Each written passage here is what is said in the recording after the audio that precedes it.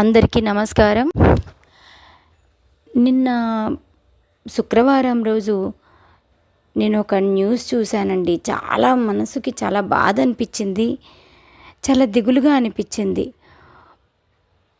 22 నుంచి 25 సంవత్సరాల మధ్యలో ఉండేటువంటి ఒక ముగ్గురు అబ్బాయిలు ఒక కారులో హైదరాబాద్కి బయలుదేరారు. అక్కడేదో వర్క్ చూసుకుని తిరిగి రిటర్న్ అవుతున్నారు. వాళ్ళది కడప దగ్గరగా వచ్చిన తర్వాత జస్ట్ వాళ్ళ అమ్మ వాళ్ళకు కూడా ఒక అబ్బాయి ఫోన్ చేశాడు. చేసి ఎన్ని గంటలకు వస్తున్నారా అంటే, నేను 9 గంటలకంతా కడపలో ఉంటానమ్మా అని చెప్పాడు.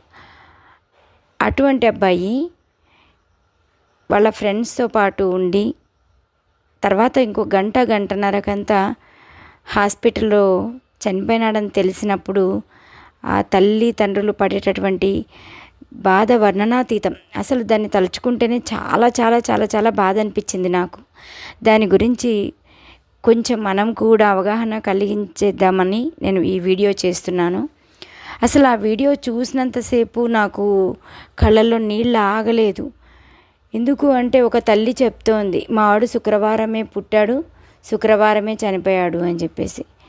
ఇంకొక తల్లి చెప్తోంది, వాళ్ళ తండ్రి లేడంట, ఈ అబ్బాయి మాత్రమే ఉన్నాడు ఆమెకి తోడుగా, ఆ అబ్బాయి కూడా ఈరోజు లేడు, నేను ఎవరి కోసం బతకాలి అని ఆ తల్లి చెప్తుంటే ఆ బాధని అసలు చూడలేకపోయాను నేనైతే.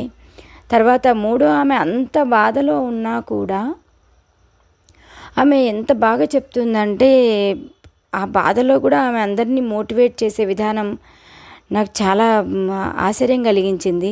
వద్దమ్మా, ఎవ్వరూ ఇటువంటి పని చేయకండి, స్పీడ్గా వెళ్ళకండి, దయచేసి మీకు దండం పెడతాను, ఏ తల్లికి ఇటువంటి ఘోష రాకూడదు, ఎప్పుడు స్పీడ్గా వెళ్ళకండి, మా అబ్బాయి నాకు లేడు, ఏ తల్లి కడుపుకోత ఈ విధంగా ఉండకూడదు, ఇటువంటి బాధలు ఎవరు పడకూడదు. అసలు ఆమె చెప్తూ ఉంటే డైరెక్ట్గా చూస్తే చాలా బాధ అనిపించింది.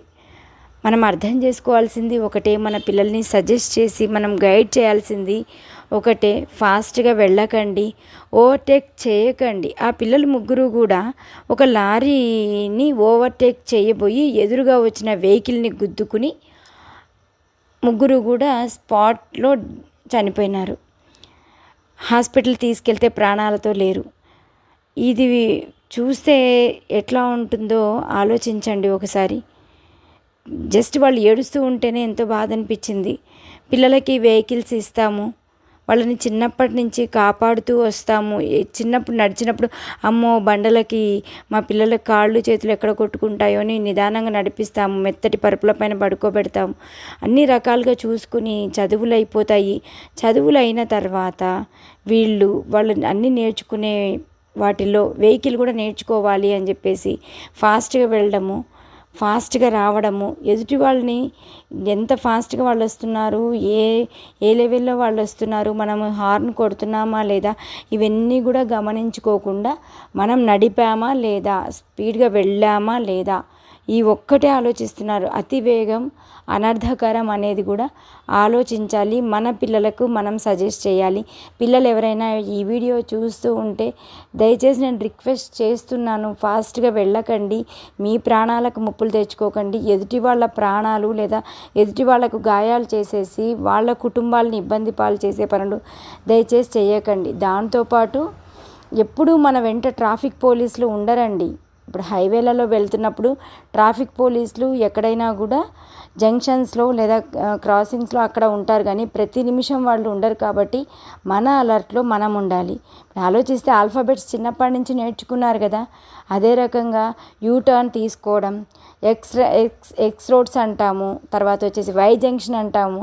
అదేవిధంగా ఈ జంజీలు చేసే పనులు ఎదుటి వాళ్ళకి చాలా ఇబ్బందులు తెచ్చుకుని వాళ్ళు ఇబ్బందులు తెచ్చుకొని ఎదుటి వాళ్ళని ఇబ్బందులు పెట్టి చాలా చాలా సమస్యలకి గురి చేస్తున్నారు. కాబట్టి దయచేసి ప్రతి ఒక్కళ్ళు తెలుసుకోండి, ట్రాఫిక్ రూల్స్ పాటించాలి, నిదానంగా వెళ్ళడం నేర్చుకోవాలి.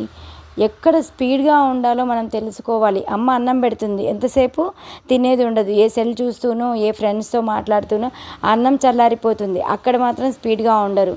ఇక్కడ నిదానంగా ఉండాల్సిన దగ్గర స్పీడ్గా ఉంటారు, స్పీడ్గా ఉండాల్సిన దగ్గర నిదానంగా ఉంటారు. సో తెలుసుకోండి అమ్మ పిల్లలందరూ. ఇది అవగాహన కోసం కల్పిస్తున్న వీడియో.